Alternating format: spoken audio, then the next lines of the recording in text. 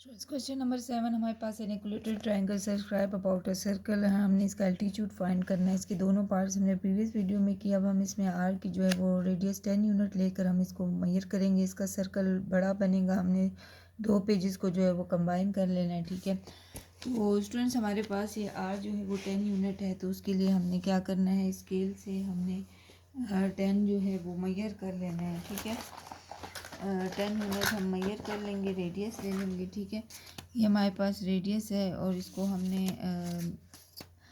Scale को जो है वो 10 जो है वो मेजर करना है। ठीक है, तो 10 हमने इसको खोल लेना है। ठीक है,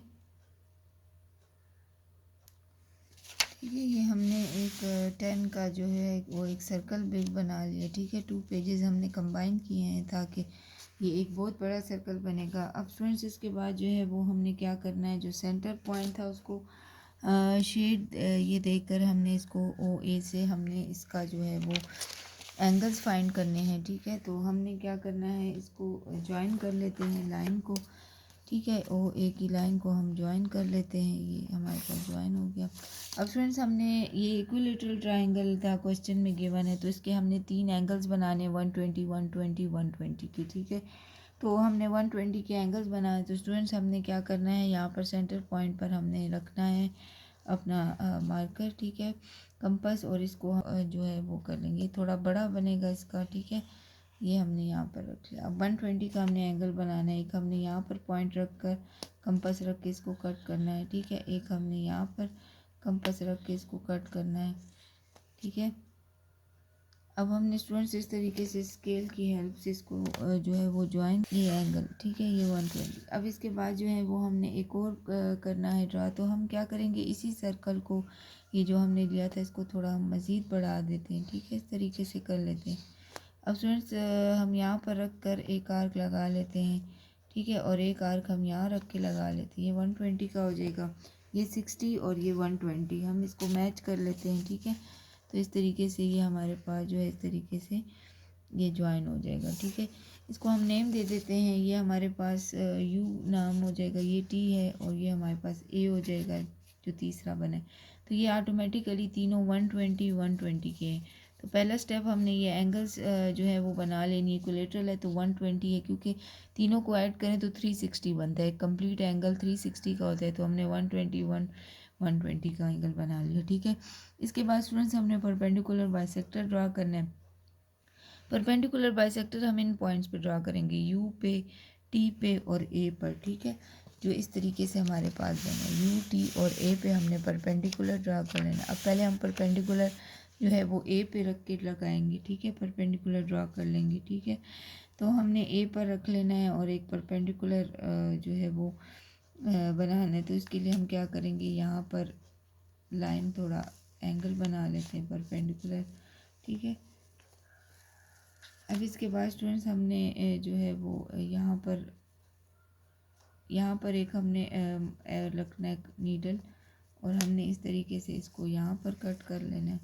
ठीक है, फिर इसके बाद हमने जो है वो यहाँ पर रख कर कंपास यहाँ पर एक आर्क लगा देना है। ठीक है, और इस तरीके से हम फिर 90 डिग्री का, क्योंकि परपेंडिकुलर बाइसेक्टर में हम 90 डिग्री का एंगल बनाते, फिर यहाँ पर रख कर एक हम आर्क लगा लेते हैं और एक हम यहाँ पर रख के आर्क लगा लेते हैं। ठीक है, इसको ज्वाइन कर लेते हैं। ये हमारे पास जो है वो इस तरीके से इसको टच करते हुए ये गुजरेगा, ये लाइन हमारे पास। ठीक है,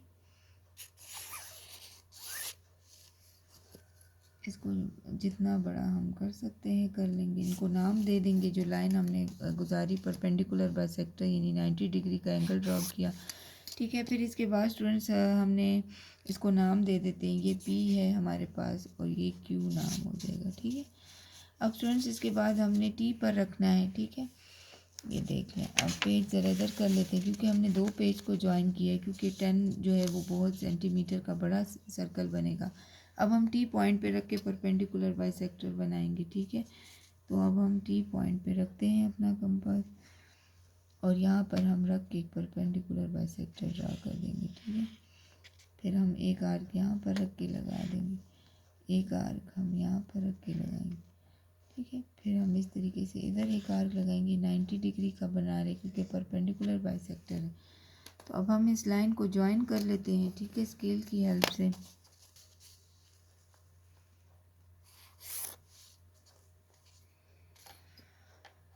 अब इसी तरह जो है वो हम इसको नाम दे देते हैं, हमारी मर्जी आर दे देते हैं, ठीक है, इसको एस दे देते हैं। और इसके बाद हमने यू पर रख कर जो है वो परपेंडिकुलर बाइसेक्टर ड्रॉ करना है, ठीक है। तो यू पर रखते हैं पेज, हम थोड़ा इस तरफ कर लेते हैं क्योंकि ये बहुत बड़ा सर्कल है, तो इसलिए हम अब इस पर परपेंडिकुलर बाइसेक्टर ड्रॉ करेंगे, ठीक है, इस तरीके से। फिर हमने परपेंडिकुलर बाइसेक्टर यानी 90 डिग्री का एक इधर आर्क लगाना है, फिर उसी पर रख कर हम इधर आर्क लगाएंगे। फिर अगेन हमने आर्क लगाना है, ठीक है। इसको हम ज्वाइन कर लेते हैं, ठीक है। ये इधर से आर्क जो है वो गुजरेगा,